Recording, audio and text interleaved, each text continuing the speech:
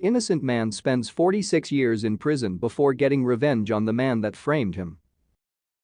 On a cold winter day in 1979, a friend burst into Richard Phillips' jail cell with news. The man who had framed Phillips for murder had been spotted eating in the prison's chow hall. He was totally defenseless and he was on the move. Phillips strode across the courtyard of the Michigan prison with a steely gaze in his eye and real steel hidden under his sleeve. It had been 7 years since he was incarcerated for a crime he didn't commit, and he was ready to get revenge. Phillips positioned himself outside the chow hall, waiting. As his target came into view, he fell in a few paces behind the man. In just a few moments, they'd turned the corner to a blind spot the guards couldn't see, and Phillips would strike for all the years he'd lost. How did he ever get here? Convinced that he was meting out justice, Phillips stared down Fred Mitchell, weaving through the crowded hall ahead of him, and thought back over the years to when this cruel nightmare began. It had been a day like any other back in 1972. Phillips had spent the day at the Michigan State Fair with his two toddlers, Rita and Richard Jr., riding all the rides and laughing in the photo booth together.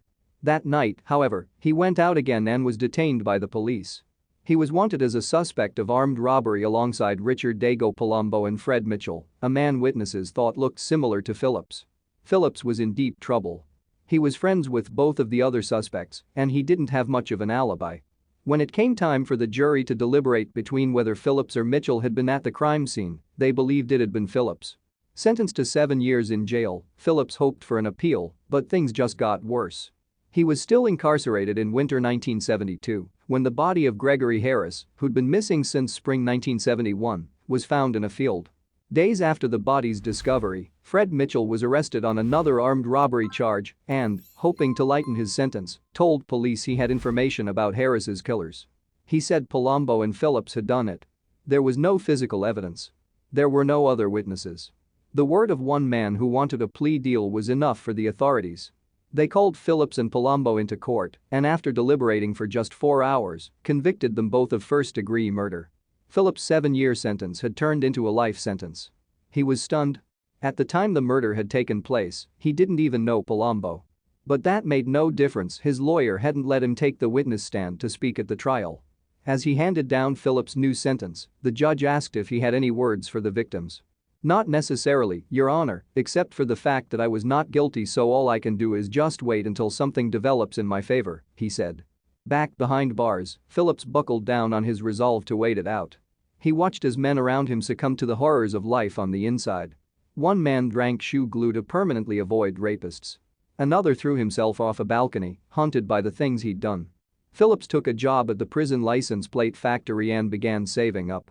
He wrote poetry, songs, and bought a watercolor paint set, teaching himself to paint to ease his troubles while the days and years dragged on.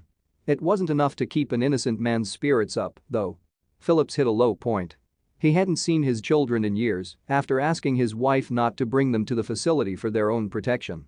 When Mitchell appeared in the chow hall, Phillips was ready to avenge his lost freedom, but something itched the back of his mind. They say you're a murderer, if you kill Mitchell, they'll be right, he thought. Then you'll never have a chance to get out.